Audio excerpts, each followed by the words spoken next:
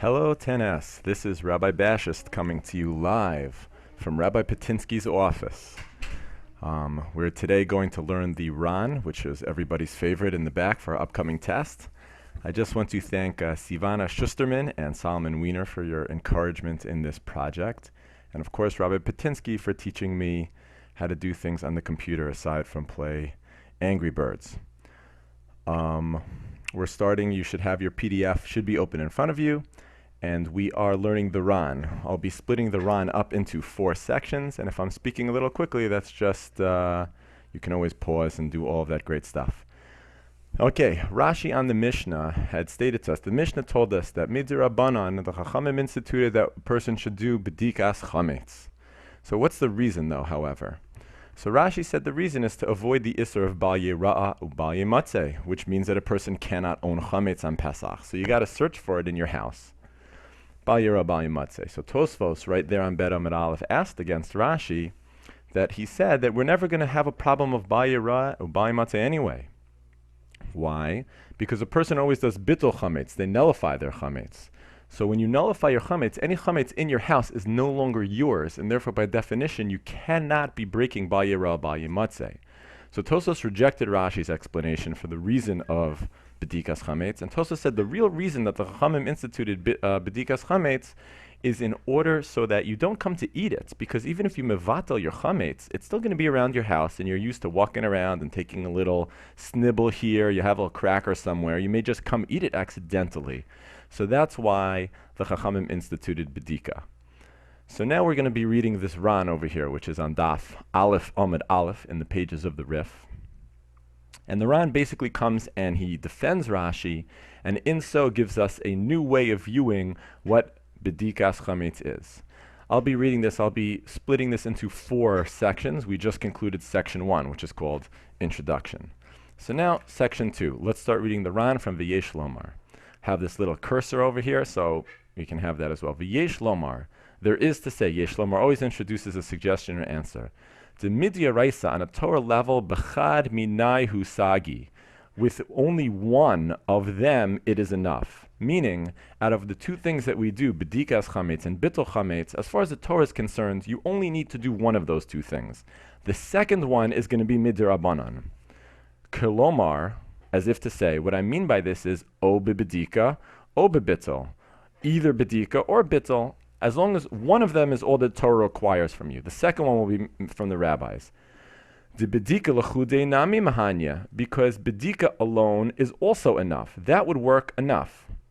Skip the 2 lines. He brings this proof for this. Alma, apparently, now that's a continuation from the proof, which we didn't have time for in class.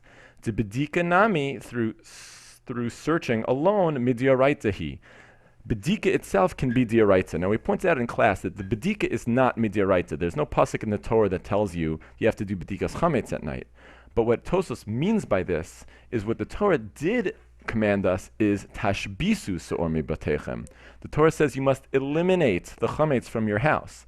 So how does one eliminate the chametz? So the Ran's take, and again the entire Ran here is explaining for Rashi, is you can fulfill the DeOrayta requirement of tashbisu either through Bedikah chametz, searching it out that way, on a DeOrayta level would take care of tashbisu, or the Bittul as well, as he will say. But the point is that the Bedikah can take care on a DeOrayta level of tashbisu as well. V'chol shebadak, and any person who did do a Bedikah min ha-Torah eino tzorach levatel. On a DeOrayta level, he does not also, in addition, have to do a Bittul. Hilkach, once you understand this, therefore, shapir ika lememar. It is very feasible to say ika lememar. It's possible to say shapir. It makes sense. One could say, the Bedikah ati, the point of Bedikah comes along, kedei, quote, shalo ya'avor alav b'Bal Yera'a, so that you don't break the problem of Bal Yera'a or Bal Yematzeh, as Rashi said. Meaning, Tosfos didn't like Rashi because Rashi, how you'll never break Bal Yera'a Bal Yematzeh because you're going to do Bittul. So the Ran answers, no, Rashi was talking about we are not going to be doing a Bittul. Well, you're only going to be doing a Bedikah. If you're only doing a Bedikah, then that's what you're relying on to avoid Bal Yera'a or Bal Yematzeh. That is how you're fulfilling your Tashbisu, and that's what Rashi means. So if that's true, that all you need to do is a bedikah, so then what was the purpose, therefore, of also adding a second stage into that, meaning a bittul? So shema shehetzrichu chachamim bittul. So once the bedikah took care of your DeOrayta needs, the chachamim made it necessary to put a second layer of a bittul achar habedikah, after the bedikah. Why? Eino ele midivreihem. So then the bittul, if you're doing the bedikah, which is the DeOrayta, so then the bittul becomes your safety net. That becomes DeRabannan, midivreihem. Why? Why did the rabbis put in that stage? Shema yimotze gluska yefefia. Perhaps you will find a nice roll, a nice fat roll. V'da'ate ilave, and your minds will be on it. What this means is, I searched out my chametz, I got rid of everything, and then at some point over Pesach, I find a beautiful, expensive piece of chametz, and for that split second in my brain, I say, all right, I didn't even realize I had this very expensive roll, or this very expensive, perhaps, bottle of scotch or something, and your mind says, oh, I'm happy I have this. At that very moment, you would be breaking the problem of ba yira ba yimatze, because if your mind really wants this thing, so then you have it, you're not allowed to own it. So the rabbi said, look, search out your chametz, and then as a safety valve, make a bittul. And this way, when you bump into that gluska yefefia, you will have been mevatel it already. It will not be yours, and therefore you will not have the problem of perhaps breaking ba yira ba yimatze via the fact that mentally you'll be happy that you have it. K'de'ita b'gemara, as it states in the Gemara in Daf Vav Amid Bet. Vav Amid Bet is exactly where this concept of gluska yefefia came up. Now let's just scroll down a little further.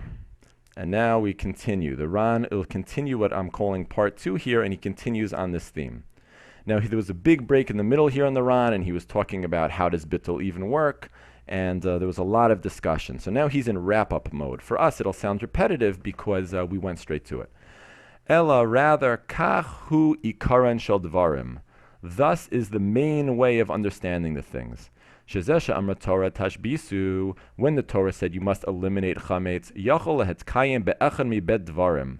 This is able to be fulfilled in one of two ways. Oh, sheivata believol kol chametz sheyesh b'shuso. Either you nullify in your heart any chametz that you have in your possession, v'yotzienu b'machshavto mirshuso, and you remove it in your mind from your possession. That's when you're stating it should be the dust of the earth, I don't own it. And the bittul will fulfill your tashbisu on a DeOrayta level. Even if there's chametz that you know about, you know it's in your pantry, but the fact is you don't have to actually remove it on DeOrayta level, you just need to be mevatel it. So you could just do bittul alone, and that would take care of you on a DeOrayta level. Or perhaps, im lo bitlu belibo klal, if you didn't do any bittul in your heart at all.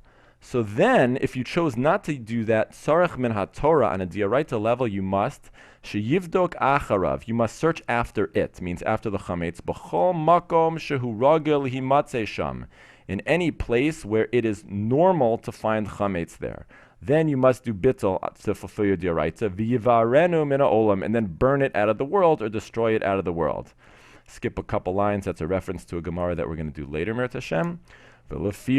And therefore, kol she'ena mevatel, if a person chooses not to do bittul at all, so then to fulfill tashbisu, what does he have to do?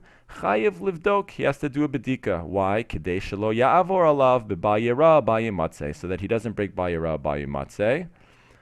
Kasav Rashi zal zichrono levracha, and for that reason Rashi wrote Shabod kimesa chametz. We search the chametz kedei in order so what? Shelo yavor alav b'bayira b'yamatze. That indeed Bedikah can fulfill your tashbisu and can avoid your bayira b'yamatze. And that's the explanation for Rashi. Now we are going to start. In just a couple more words. V'hainu, but that's talking lemisha ena mevatel.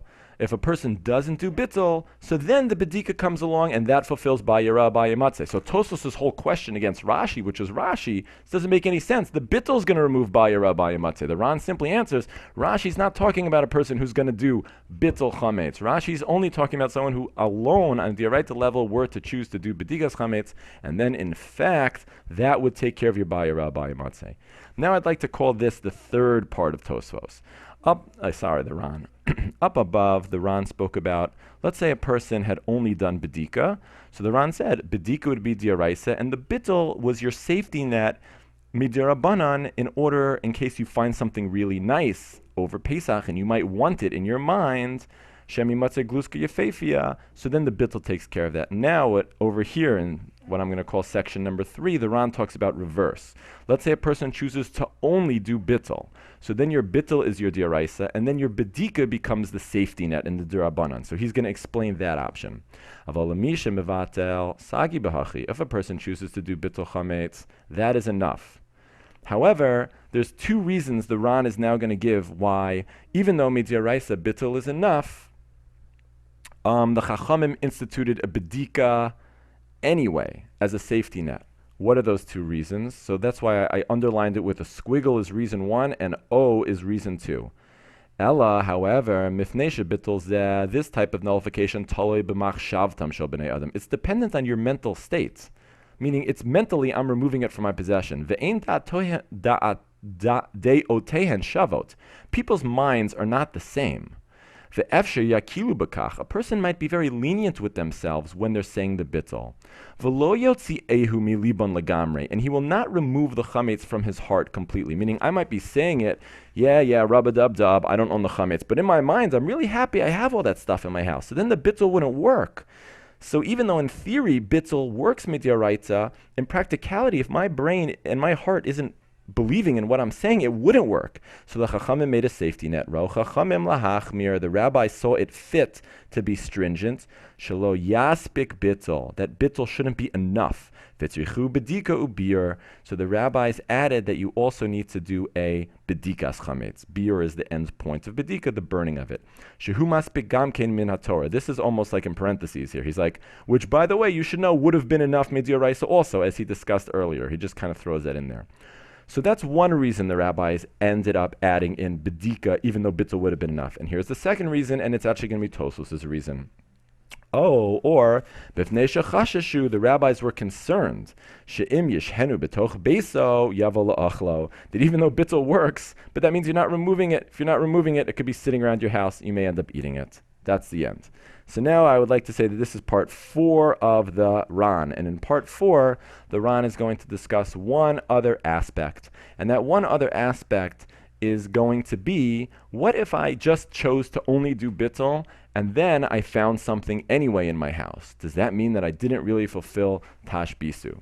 So, Umashma de Tana de Masnisin, it is implied from the author of our Mishnah, Lo boy bittul klal, that you don't need bittul at all, el bedikah, because that's the way Rashi explained it. You had bod kimesa chametz, and Rashi said it's bayirel bayimatzeh, that should be enough. Ubahachi sagile, and bedikah should be enough. Lefish mikevan shabadak, that since you searched yatzei yedei chavaso, you have fulfilled your obligation on the DeOrayta level. Ve'im shemi matzeh achar kach gluska yefefia, but then let's say I missed something in my bedikah and I find a nice roll. So then what do? The answer is yevarenu la'alter, immediately burn it. Shema Tomar, but you might say in your mind, Lima Freya Avar Aleha. Perhaps retroactively I did the Avera. Perhaps because I thought I was doing Tashbisu, I was not getting rid of all of my chametz, but I missed some chametz. Lesa, don't worry, your Tashbisu is still intact. Why? Shaharei Samcha Torah ala Chazakot. Because the Torah relies on defined patterns, things that we see, trends perhaps, Marnie would suggest. Trends that we see that always happen, the Torah relies on them. Badak otan makomos, anybody who searched those specific places, where it is common to find chametz, you fulfilled your obligation. Because that's all the Torah asks of you, to be normal, to search where it is expected. Right? You didn't have to search the whole wine cellar, you only had to search the common places. Ve'ein lo lachush, and you don't have to worry about lakikar, a roll of bread, b'shmei korah, in like the ceiling beams. The Torah didn't make you search in all sorts of strange places, just in places where the chazaka is, there would be chametz. Hope you've enjoyed listening to this Ran. I hope you are enjoying studying and being a Jew and learning Torah and growing spiritually.